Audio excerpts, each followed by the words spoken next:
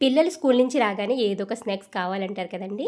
చిటికెలో ఈ స్నాక్స్ చేసి పెట్టండి, చాలా బాగుంటుంది టేస్ట్ అయితే. ముందుగా ఒక కప్పు గోధుమ పిండిని జల్లించుకుని చిటికెడు ఉప్పు, 2 గరిటెల నూనెని వేడి చేసి వేసుకుని పిండంతా బాగా కలుపుకోవాలి. చూసారుగా ఈ విధంగా ముద్ద అయ్యేలా కలుపుకున్న తర్వాత దీంట్లో కొంచెం కొంచెం వాటర్ వేసుకుని చపాతీ పిండిలో ఒత్తుకోండి. ఇది సాఫ్ట్గా ఉండాలండి పిండి. మనం గోధుమ పిండి ఏ కప్పుతో అయితే తీసుకున్నామో దాంట్లో పావు కప్పు బెల్లం, కొద్దిగా వాటర్ని పోసి స్టవ్ మీద పెట్టి ముదురు పాకం వచ్చే వరకు మరిగించుకోండి. ఈ పాటి మందంగా చేసుకోవాలి చపాతీని. మీకు నచ్చిన షేప్లో కట్ చేసుకోవచ్చండి. బెల్లం కొమ్ముల షేప్లో నేను కట్ చేసుకుంటున్నాను.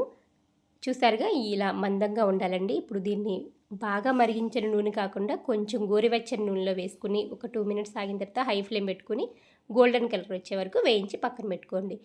పాకాన్ని చెక్ చేసుకున్న తర్వాత చూసారుగా ముదురు పాకం వచ్చింది. వీటిని వేసి బాగా కలుపుకుని స్టవ్ ఆఫ్ చేసేసిన తర్వాత తింటే చాలా బాగుంటుంది.